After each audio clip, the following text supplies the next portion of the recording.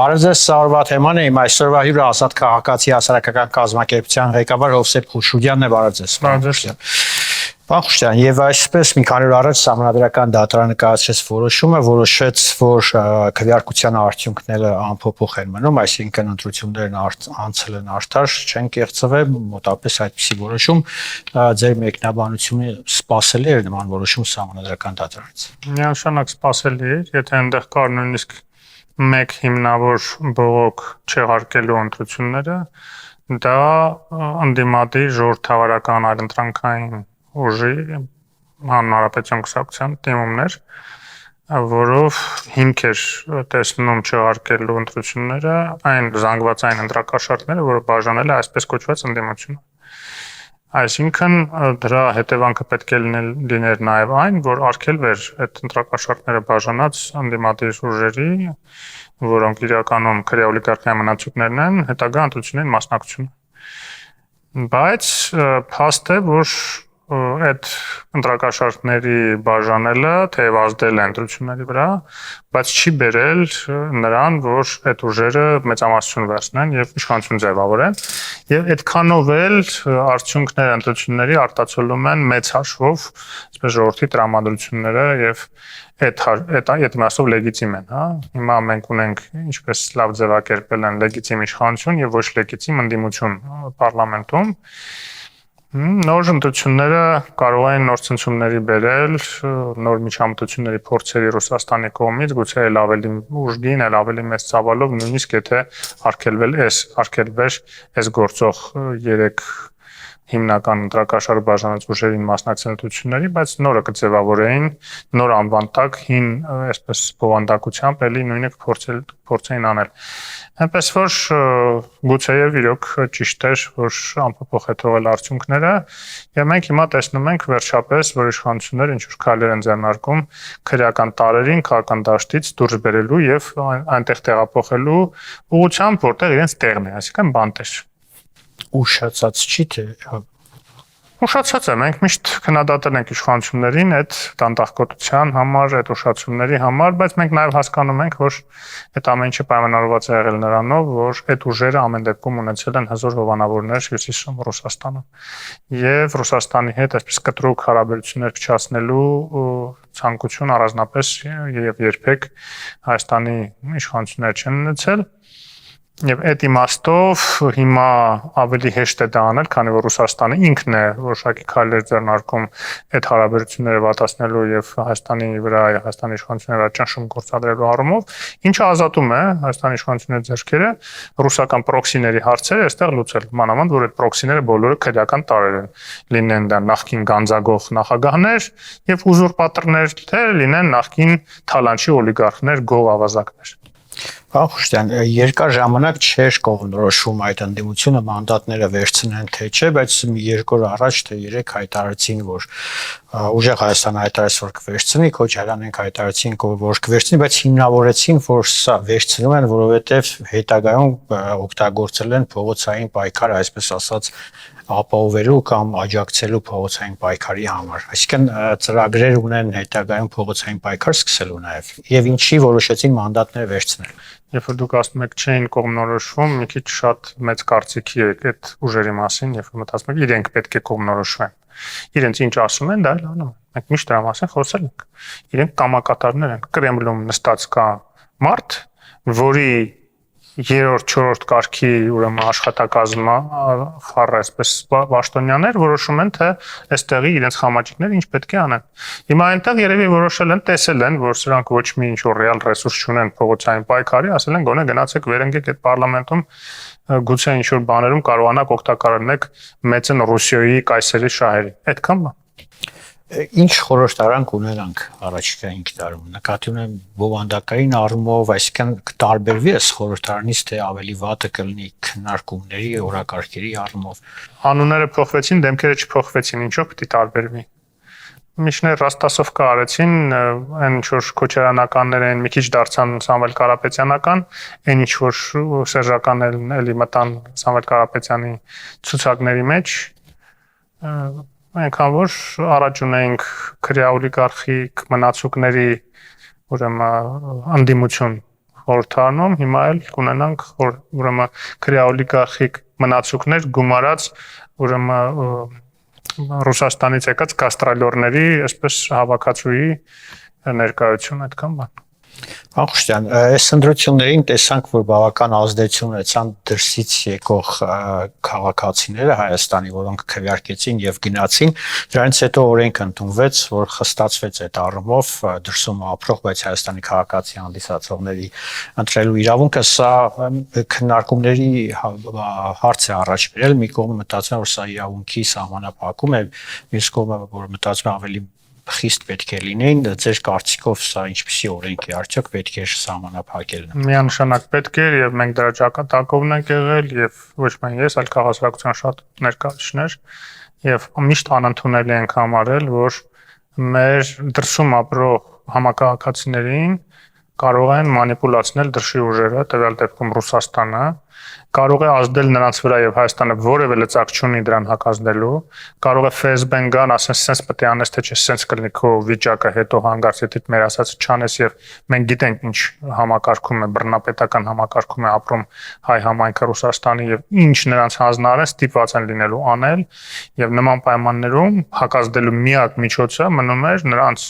հնարավորությունները սահմանափակելը մանավանդ, երբ որ այդ մարդիկ նաև ազդված են ռուսական քարոզչությամբ եւ ոչ բոլորն են տեղյակ ընդհանրապես Հայաստանում ինչ է կատարվում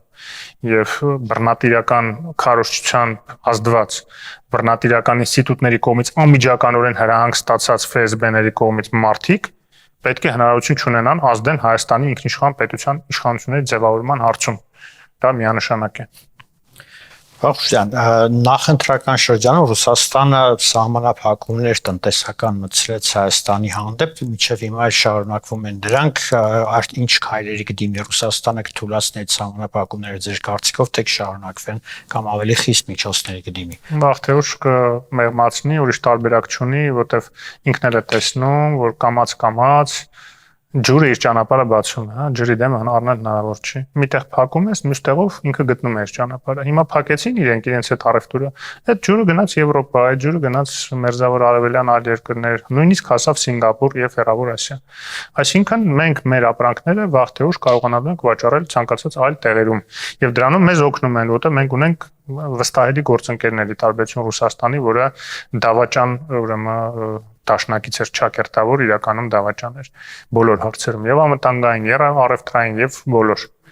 Այնպես որ նոր գործընկերները կամաց ապացուցում են իրենց վստահելիությունը եւ հիմք է ստեղծում նրանց հետ նաեւ դաշինք կազմելու բոլոր իմաստներով, այդ թվում ռազմական։ Այս ընտրություններից հետո Հայաստան ժամանեց Եվրոպական հանձնաժողովի նախագահը, նաև տարածաշրջանային այցեր եղավ Ադրբեջանում, նաև Հայաստանում, բացի են արողակարգային հայտարարություններից, ինչ ուղերձ էր այդ այցը տարածաշրջան, մասնավորապես Հայաստան եւ Ադրբեջան։ Այն որ մեզ միայնակ չեն թողնում մեր գործընկերները, որոնց շատ ավելի մեծ հնարավորություն կա անվանել դաշնակիցներ, մեզ միայնակ չեն թողում Ռուսաստանի սպառնալիքների դեմ։ Եվ երբ Ռուսաստանը ասում է մենք ձեզ սովամահ կանենք, ցորենք չենք տա, այս չենք տա, այն չենք տա, չնայած դրան հարցը չի հասել, հələ որ ուրեմն մեր ապրանքներ դեպի Ռուսաստան արգելափակելու մասին է խոսքը, Եվրոպան ասում է բերեք, մենք մեր մոտ կվաճառենք, կհանենք բոլոր մաքսային սահմանափակումները, բնականաբար մենք նույն մաքսային գոտում չենք եւ մաքս պետք է վճարեն մեր ապրանքների արտահանողները Եվրոպա։ Հիմա այդ մաքսը հանել են եւ շատ ավելի հեշտացել է մեր ապրանքները Եվրոպայում վաճառել, որտեղ մրցակցային առավելություն է ստացել ինչ որ իմաստով նաեւ շատ այլ երկրների հանդեպ, որոնք որ մաքս են վճարում Եվրոպա ներմուծելուց, այդ թվում մեր տիպի երկրներ, հա, մոտավորապես գնային եւ որակական նույն սեգմենտում գտնվող երկրները։ Ել չեմ խոսում նրա մասին, որ եվրոպացիները հիմա նաեւ այսպես մի տեսակ տրենդ է հայկական ապրանք գնելու եւ իրենք են ամեն ձևով քարոզում, տեսակ Մարտակոսը ուրեմն ցույց է տալիս ոնց է հայկական ծիրանից ջեմ պատրաստել եւ այլն, հա, այդ դրական վերաբերմունքը որ ձևավորում է Հայաստանի հանդեպ, դա հսկայական նաև առևտրային առավելություն է։ Եթե սենց շարունակվի, Հայաստանի իմիջը այնքան կբարձրանա, որ հայկական ապրանքները ավելի թանկ գնով օրինակ կարող են վաճառվել Եվրոպայում, առանց այն, որ առանց այն էլ Եվրոպայում ավելի թանկ է վաճառվում, քան Ռուսաստանում, որտեղ դա վճարողունակ շուկա է։ ճիշտ է, մի քիչ ավելի թանկ է նստում նաև այնտեղ հասցնելը, բայց կապ չունի, այդ մի քիչ ավելի թանկը կրկնապատիկ փոխհատուցվում է նրանով, որ մենք կարողանում ենք ավելի թանկ վաճառել եւ մեր վաճառականները վերջապես տեսան, որ կարելի է եւ այսպես անել, պետք չէ կոմֆորտ գոտուց վախենալ դուրս գալ, Ռուսաստանը անդադ արտահանելով, ուղղակի տեսնելով, որ այնտեղ ինչ ասես, ոնց ուզես կվաճառվի եւ կարելի է որակի վրա ուշադրություն չդարձնել։ Ոչ, ուշադրություն դարձեք, որակը բարձրացրեք, մեզ էլ է դա պետք։ Մենք նույն ապրանքը մենք ուտում ենք։ Կներեք այդ թթվասերը, որ մենք ուտում ենք, նույն այդ ցուպիկը, որ մեջը կա կամ հակառակը հակաբիոտիկների ավելցուկը, այդ մեր առողջության վրա էլ է ազդում։ Բարի եղեք, մի քիչ ներդրում արեք, որակել արտադրեք, կկարողանաք Եվրոպայում էլ վաճառել։ Ավելի լավ չի այտենց բոլորիս էլ։ Ախշյան, ինչ սպասել կա, ինչ տեղաշարժեր սպասել Ադրբեջանի հետ հարաբերությունների կարգավորման հարցում, ընտրություններն ավարտվեցին, արդյոք կստորագրվի վերջնական փաստաթղթախաղաղության կամ ընդհանրապես ինչ տեղի կունենա։ Մենք տեսանք, որ Ալիևը ցույց տվեց, որ ինքը այդքան էլ շահագրգռված չէր այս խաղաղության պայմանագրի թեկուզ եւ նախաստորագրմամբ եւ դա արել է ստիպված եւ դա արել է Միացյալ Նահանգների ներգրավման շնորհիվ։ Ինչից դա տեսանելի եղավ, նրանից որ նա փաստորեն այս ընտրություններում հայաստանյան խաղաց Ռուսաստանի հետ, ռուսական դաշտում Հայաստանի ժողովրդավարական ուժերի դեմ, պասերով խաղաց Ինգերոս Շարասյան հետ, տարբեր կալուգացիների հետ, երբ որ ընդեղից ասում էին, հեսա արևմտյան Ադրբեջանի սիմպոզիում են կազմակերպելու Սադարակում, այստեղ էլ ծափ են տալի, տեսակ, բա որ ասում ենք, հեսա Ալիևը էս կանի, հեսա սահմանին 300,000 ադրբեջանցիներ սպասում են հենց որ ուրեմն մենք այստեղ չընտրվենք, պրոռուսական ուժերը չընտրվեն, կգան կլցվեն Հայաստան, ուր են այդ ստախոսները պետք է պատասխան տան իրենց մանիպուլյացիաների համար, որ մարդկանց նյարդերի հետ խաղում էին հայ ժողովրդի մի հատվածին վախացնելով, սարսափեցնելով նման անհեթեթ ինչ որ բաներով, նարատիվներով։ Նրանք խաղացին Ալիևի հետ, ուղղակի Ալիևը չկարողացավ օգնել այդքան Ռուսաստանի, որտեղ ինքը կաշկանդված էր, նախ առաջի դեմքով չէր այդ ամեն ինչը անում, այլ ինչ որ պրոքսիների միջոցով, տարբեր իր ֆինանսավորած ՀԿ-ների միջոցով կամ ինչ որ իրենց մեջլիսում ծվարած ինչ որ պարլամենտականի միջոցով կամ առավելագույնը Հաջիևի շուրթերով, ուրեմն գանասկիզմ էր ձմեռվա վերջներ, էլի մի անգամ տենց 300,000-ի թեզը, թե ադրբեջանցիների վերադարձի թեզը տենց հնչեցրել էր։ Ուզում ասեմ, որ այդ ամեն ինչը ցույց է տալիս, որ ինչքան է ինքը դժգոհ է այս գործընթացից եւ ինչքան լավ է, որ այս գործընթացը ունի փաստորեն աջակիցներ արևմուտքում, հզոր հովանավորներ, անկախ նրանից, որ պաշտոնապես նրանք սպոնսորներ չեն, ինչին որ ձգտում են նաեւ մեր քրյա օլիգարխիայի մնացուկները, անունը դնել նրանով ուղղակի սաբոտաժ անել, դե որ սպոնսորներ չկա, ուրեմն պետք չի այս process-ը։ Բայց իրականում նրանք փաստացի հովանավորում են եւ Թրամփի ներկայությունը բավական է, որ Ալիևը չթպրտա եւ ուզես չուզես ստորագրեց եւ հիմա նախաստորագրեց, հիմա էլ վաղտերով ստորագրելու է։ Եվ ես վստահ եմ, որ այդ հարցն էլ է լուծվելու, այդ թվում միջազգային ներգրավման շնորհիվ։ Հաջորդ կարևոր հարցը այսօրի Իսրայելի կողմից կառավարության կողմից հայերի ցեղասպանության ճանաչման հարցն է, ճիշտ է, խորհրդարանը ընդդեղի դեռ չի քննարկել, չի ճանաչել, բայց այս քայլով ինչ ցույց տվեց Իսրայելը։ Նաև հաշվի առնենք, որ Հայաստանից բավական զուսպ էր արձագանքը կամ չարձագանքը։ Իսրայելի խնդիրներն է լուծում Թուրքիայի հետ, այդքան բան։ Իրենց փորձագետներն են շատ լավ հասկանում, բայց ելի նույնիսկ միջև վերջ չի անում։ Տեսեք, Կնեսետը չընդունեց ընդհանուր կառավարության մակարդակով, ճիշտ է, դա էլ կարևոր էր, բայց Կնեսետը գնում է արձակուրդ, հետո էլ ընտրություններ են ունելու, այն որ ասում է Յայիշը Սատկի, Յայիշը տերը, աշնանից հետո Դե Իսրայելը ինքն էլ թաղված է մեղքերի մեջ այսօրվա կառավարությունը Իսրայելի։ Մենք գիտենք միջազգային քրեական դատարանն է, որը Պուտինի ուրեմն բռնելու հրահանգ է տվել, նույն ձևի Նետանյահուին բռնելու հրահանգ է տվել եւ նրա նախկին պաշտպանության նախարար Գոլանին։ Երկուսն էլ մեղադրվում են ցեղասպանական գործողություններ իրականացնելու համար Գազայի խաղաղ բնակության դեմ։ Եվ այդքանով զավեշտալի է, երբ որ Նետանյահուն իր նախաձեռնությունն է, որ իր աջակցությունն է վայելում համենայնդեպս այդ նախաձեռնությունը, որ ճանաչեն հայոց ցեղասպանությունը, Հայաստանի իշխանությունները վաղուց են ասել, որ մի դարձրեք մանրադրամ ցեղասպանության հարցը, բայց ոչ էլ դատապարտել են եւ ճիշտ են արել ամեն դեպքում վատ չի, որ ճանաչվում են ցեղասպանությունը